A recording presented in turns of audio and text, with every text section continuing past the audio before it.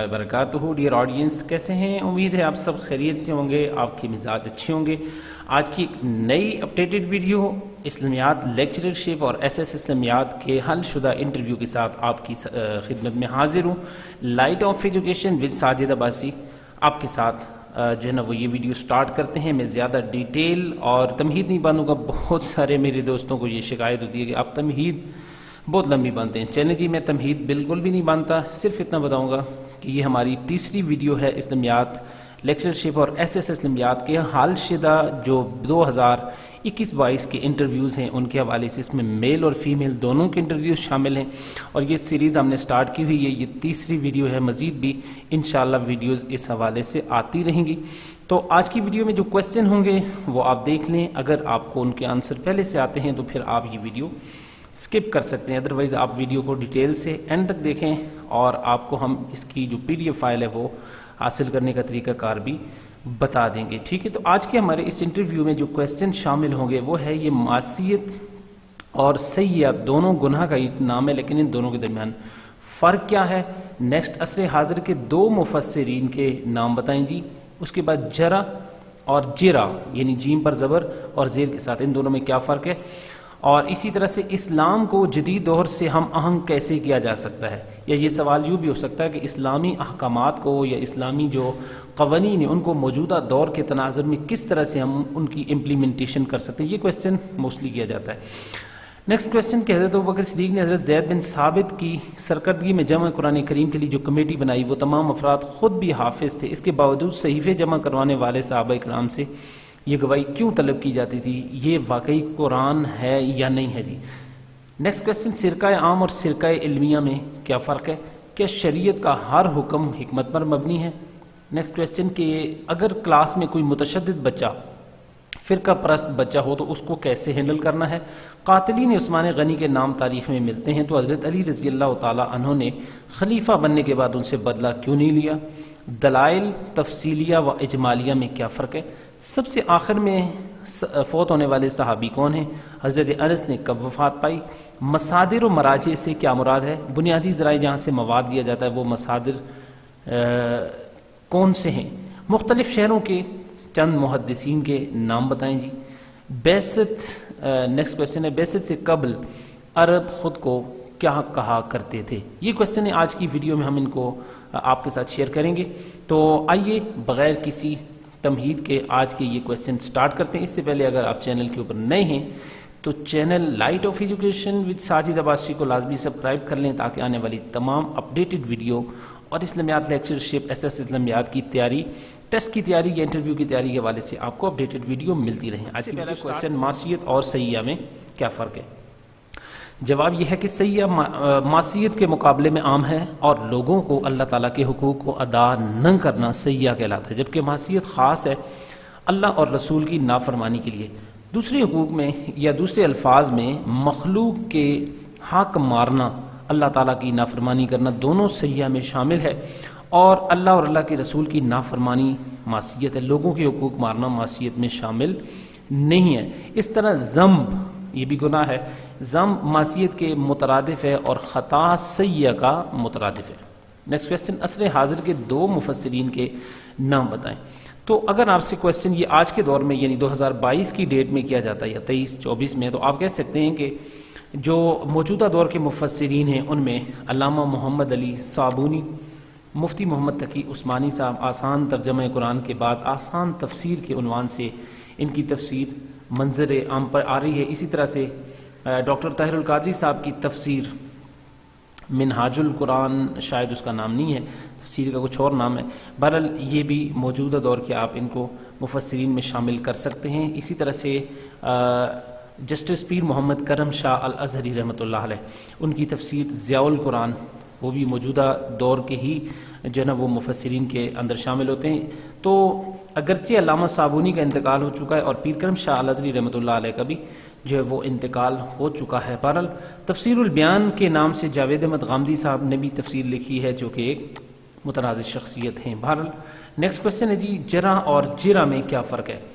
الجرح زبر کے ساتھ جیم کے اوپر اگر زبر دیں تو اس کا معنی ہوتا ہے جرخہ یجرخہ جرخن، اور اگر بات کریں جی جراحہ کی، ٹھیک ہے، تو اس کا معنی ہوتا ہے اسم الضربہ او الطعنۃ، اور والجمع جراحات و جراح، زبر کے ساتھ جرح کا مطلب ہے زخمی کرنا، اور یہ جرح و تعدیل والا معنی ہے، ٹھیک ہے جی۔ اور اگر ہم بات کریں زیر کے ساتھ جرح کی، تو اس کا معنی ہے اس زخمی کرنے کو جو جرح کے ذریعے کیا جاتا ہے۔ تو بنیادی تھوڑا سا فرق ہے، اس کو آپ سمجھیں۔ اسلام اور جدید دور کو ہم آہنگ کیسے کیا جائے گا؟ اسلامی احکام میں لچک اور وسعت ہے جو کہ ہر دور میں چلنے کی صلاحیت رکھتے ہیں۔ انہیں بوجھل تو بعض نادان مسلمانوں نے بنا ہے، ورنہ اسلام کی کوئی تعلیم حکم ایسا نہیں ہے جو دور جدید سے اوپر معلوم ہو۔ بس خود کو دیندار کہنے والے اپنے سخت رویوں کی اصلاح کر لیں تو دین اور جدیدیت میں ہم آہنگی پیدا ہو سکتی ہے۔ اس کا کوشچن آپ اس کا آنسر دوسرا یہ بھی دے سکتے ہیں کہ اسلام دین فطرت ہے، اور اسلام کے جتنے بھی قوانین ہیں، اصول ہیں، ضوابط ہیں، وہ سارے فطرت کے عین مطابق ہیں، چاہے ان کا تعلق عبادات سے ہے، چاہے ان کا تعلق باقی احکامات سے ہے، ہر ایک کے اندر لچک موجود ہے۔ تو موجودہ دور کے مطابق اسلام کا ہر حکم، ہر جتنے بھی حدود و قیود اور اصول و ضوابط ہیں، ان کو ہم آہنگ کرنا بالکل ممکن ہے، اور یہ اسلام کے قوانین کے اندر یہ صلاحیت موجود ہے۔ صرف یہی بات وہی آ جاتی ہے کہ معترضین نے یا اسلام سے جن لوگوں کو جو ہے وہ دشمنی ہے، تو اسلام دشمنی کی بنا پر انہوں نے آنکھوں کے اوپر پٹی باندھی ہوئی ہے، ورنہ اسلام کا ہر قانون وہ موجودہ دور سے ہم آہنگ ہے۔ نیکسٹ کوشچن، حضرت ابوبکر صدیق رضی اللہ تعالیٰ عنہ نے حضرت زید کی سرکردگی میں جمع قرآن کریم کے لیے جو کمیٹی بنائی، وہ سارے حافظ تھے، تو پھر گواہی جو ہے باقی صحابہ کرام سے کیوں طلب کی جاتی تھی؟ کیا یہ واقعی قرآن ہے یا نہیں ہے؟ جواب یہ ہے کہ کوئی بھی لکھی ہوئی بات آیت اس وقت تک قبول نہ کی جاتی تھی جب تک کہ دو قابل اعتبار گواہوں نے اس بات کی گواہی نہ دی ہو کہ یہ تحریر رسول پاک صلی اللہ علیہ وسلم کے سامنے لکھی گئی۔ علامہ سیوطی رحمۃ اللہ علیہ لکھتے ہیں کہ بظاہر اس بات کی بھی گواہی لی جاتی تھی کہ یہ لکھی ہوئی آیتیں حضور پاک صلی اللہ علیہ وسلم کی وفات کے سال آپ پر پیش کی کر دی گئی تھی، اور آپ نے اس کی تصدیق بھی فرما دی تھی، اور یہ ان حروف سبا کے مطابق ہے یا قرات سبا کے مطابق ہے جن پر قرآن کریم نازل ہوا، ٹھیک ہے جی۔ تو علامہ سیوطی رحمۃ اللہ علیہ کی اس بات کی تائید متعدد روایات سے بھی ہوتی ہے، ٹھیک ہے جی۔ نیکسٹ کوشچن ہے، سرقہ علمیہ اور سرقہ عام میں کیا فرق ہے؟ سرقہ عام تو کسی کی ملکیت میں محفوظ چیز کو چرا لینا، اور سرقہ علمیہ کسی کی علمی تحقیق کو اپنے نام کی چھاپ لگا کر شائع کرنا یا نقل کرنا، یہ سرقہ علمیہ ہے۔ ہاں، کسی کی جو تحقیق ہے اس کو آپ استعمال اس ضمن میں کر سکتے ہیں کہ جب آپ اس کو خرید لیتے ہیں تو وہ آپ کی ملکیت ہو جاتی ہے۔ کوئی کتاب ہے تو آپ اس کو اپنے طور پہ استعمال ضرور کر سکتے ہیں، پڑھ سکتے ہیں، مطالعہ کر سکتے ہیں، اور اس کے نوٹس اپنے طور پہ بنا سکتے ہیں، لیکن یہ ہے کہ اپنا نام دے کر اس کو شائع کرنا یہ بہر کیف غلط ہے۔ میری اپنی ایک کتاب باب الاسلام کے نام سے میں نے اس کو پبلش نہیں کرایا، لیکن اس کی PDF فارم میں نے تقریباً سارے دوست احباب کو سینڈ بھی کی تھی۔ تو ایک دو ایسے بھی موقع آئے کہ مجھے وہ کتاب بھیجی گئی، تو اس کے اندر کتاب کے اندر نام میری جگہ بھی کسی اور کا لکھا ہوا تھا، تو یہ جو ہے نا وہ سرقہ علمیہ ہے، ٹھیک ہے، اس چیز سے بچنا چاہیے۔ نیکسٹ کوشچن جی، کیا شریعت کا ہر حکم حکمت پر مبنی ہے؟ جواب، جی شریعت اسلامیہ کا ہر حکم حکمت پر مبنی ہے، لیکن یہ کہنا کہ وہ حکم اس حکمت و علت پر مبنی ہے یہ درست نہیں ہے۔ شریعت کا کسی بھی فعل یعنی چیز کو حرام قرار دینا کسی مصلحت کی بنیاد پر نہیں ہوتا۔ مصلحتیں ضمناً بیان ہو جاتی ہیں، لیکن اس کا یہ مطلب ہرگز نہیں ہوتا کہ اگر وہ برائی جو مصلحتاً بیان ہوئی ہے وہ کسی دور میں نہ پائی گئی ہو تو وہ چیز حلال ہو جائے گی، ایسا نہیں ہے۔ یہی اصول خنزیر میں ہے، بعض نادان مسلمان کہہ دیتے ہیں کہ یہ اس لیے نجس ہے کہ غلاظت کھاتا ہے، تو یورپین کہتے ہیں ہم نے تو اس کو غلاظت کی جگہ اسپیشل قسم کی فیڈ دے کر اسے فارم میں تیار کیا، تو کیا اب اسے حلال مان لیں؟ بالکل بھی نہیں۔ شریعت نے حرام قرار دیا تو بس حرام ہے۔ بے شک آج کل پاک غذا کھاتا ہے یا مضر اثرات اس میں نہیں پائے جاتے، یہی حکم سود کا ہے اور شراب کا ہے، یعنی مہنگی اور اعلیٰ کوالٹی کی شراب کبھی حلال نہیں ہو سکتی۔ یہی سود کے بارے میں بینکوں والے کہتے ہیں کہ اس میں نفع نقصان متعین ہے، دھوکہ اور جھگڑا بھی نہیں ہے، سود تو جھگڑے کی وجہ سے حرام قرار پا گیا ہے۔ تو اب پڑھے لکھے طریقے سے جھگڑے اور دھوکہ کے امکانات بالکل نہیں ہیں، تو کیا سود بھی حلال ہے؟ نہیں، بالکل نعوذ باللہ ایسا نہیں ہے، بلکہ سود آج بھی حرامی ہے۔ نیکسٹ کویشچن آپ سے یہ، آپ کا سائیکالوجسٹ آپ سے یہ پوچھ سکتا ہے کہ اگر آپ کی کلاس کے اندر کوئی بچہ جو ہے نا وہ متشدد فرقہ پرست ہو، متعصب ہو اور آپ سے مختلف اس قسم کی فرقہ وارانہ قسم کے کویشچن کرتا ہے تو آپ نے اس کو کیسے ہینڈل کرنا ہے؟ جواب یہ ہے کہ متشدد کو ہینڈل کرنے سے مراد یہ ہے، اگر اس کے نظریات کو بدلنا مراد ہے تو یہ ناممکن ہے۔ آپ کسی بھی اسٹوڈنٹ کے نظریات کو نہیں بدل سکتے، البتہ ان نظریات کا دائرہ کار متعین ضرور کیا جا سکتا ہے۔ جس کا جو نظریہ ہے بے شک وہ شدت سے اس پر پابند رہے، البتہ اپنے نظریات کی تبلیغ کلاس میں، کالج میں نہ کرے۔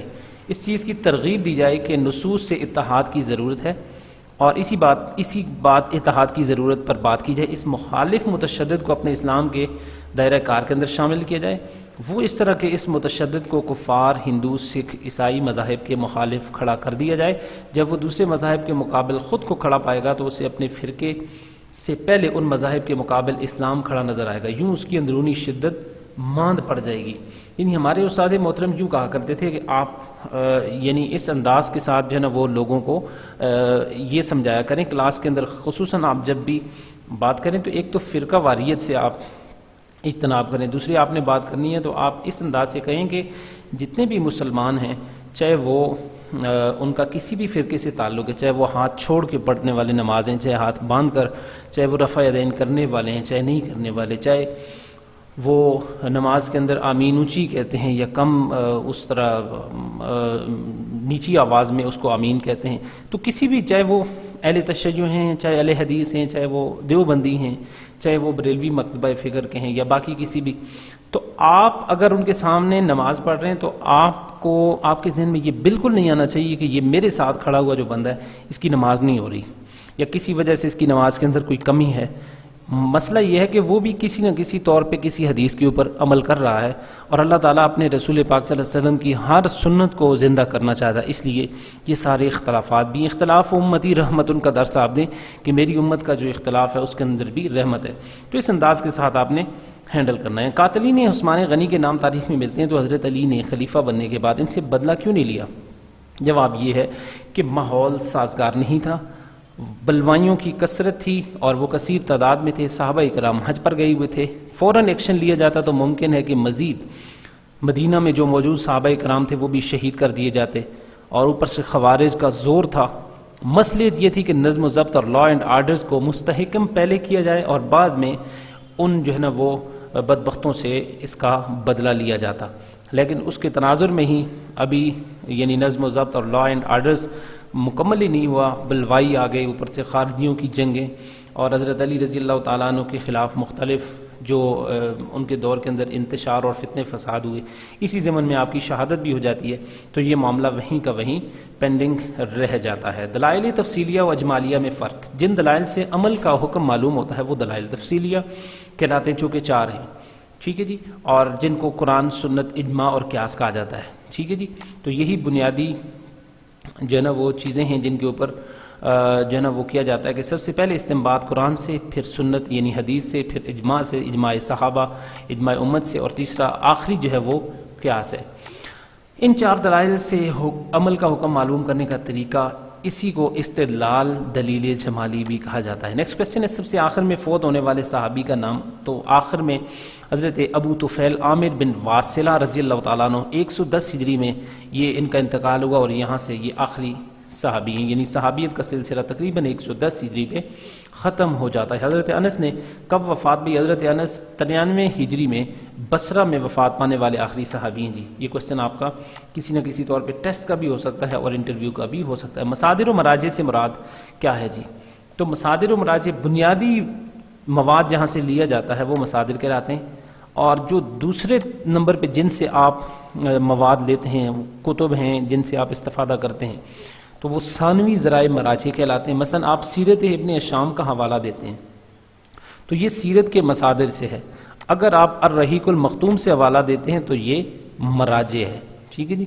تو یہ چیز آپ کو سمجھنی چاہیے کہ جو اولین بنیادی ذرائع ہیں اس کو مصادر، اور جن سے آپ پھر آگے دوسرے نمبر پہ جن سے آپ استفادہ کرتے ہیں تو وہ مراجع ہے، ٹھیک ہے جی۔ مختلف شہروں کے محدثین میں کے نام بتائیں جی۔ مختلف شہروں میں بڑے بڑے جو جلیل القدر محدثین بھی تدوین حدیث کے مقدس کام میں مشغول ہو گئے تھے، چنانچہ مکہ معظمہ کی اگر ہم بات کریں تو اس میں ابن جریج متوفہ 150 ہجری، مدینہ منورہ میں امام دارالہجرہ امام مالک ابن انس متوفہ 179 ہجری، اور محمد ابن اسحاق متوفہ 151 ہجری، اور اسی طرح سے یہ صاحب المغازی ہیں۔ اور بصرہ میں ربی بن سبی متوفہ 160 ہجری، سعد بن ابی عروہ متوفہ 156 ہجری، اور حماد بن سلمہ متوفہ 168 ہجری۔ کوفہ میں سفیان ثوری متوفہ 161 ہجری، شام میں امام اوزائی متوفہ 158، یمن میں مومر ٹھیک ہے جی، مصر میں لیث ابن سعد، واسط میں حشیم، اسی طرح سے رے میں جریر بن حمید، خراسان میں عبداللہ ابن مبارک متوفہ 188 ہجری۔ جیسے جہاں دیدہ وقت نے تدوین اور ترتیب حدیث کے باب میں جو کارائے نمایاں سر انجام دی ہیں وہ سنہرے حروف میں لکھے جانے کے قابل ہیں۔ تو یہ آپ ان کو جو ہے نا وہ اپنے طور پہ بھی مختلف شہروں کے جو محدثین ہیں ان کو آپ ان کا جو ڈیٹا ہے وہ آپ کے پاس، ان کا نام کم از کم، ان کا ڈیٹ آف ڈیتھ آپ کو آنی چاہیے، ٹھیک ہے جی۔ تو یہ آخری سوال آج کی ویڈیو کا کہ بعثت سے قبل عرب خود کو کیا کہا کرتے تھے؟ تو اکثر عرب خود کو حنفاء یعنی ملت ابراہیم کے پیروکار کہا کرتے تھے، الفوز الکبیر از امام شاہ ولی اللہ محدثی دہلوی ان کے مطابق۔ تو یہ جی امپورٹنٹ کوسچن تھے، امید ہے آپ کو یہ ویڈیو آپ کے لیے ہیلپفل ثابت ہوئی ہوگی۔ پہلی 2 ویڈیوز میں ہم نے انٹرویو سالو کی ہیں، وہ بھی اگر آپ نے دیکھنی ہو تو آپ ڈسکرپشن کے اندر مل جائے گا۔ مزید اپڈیٹڈ ویڈیو کے لیے ہمارے ساتھ رہیے، چینل پہ نئے ہیں چینل کو لازمی سبسکرائب کر لیں۔ السلام علیکم ورحمۃ اللہ وبرکاتہ۔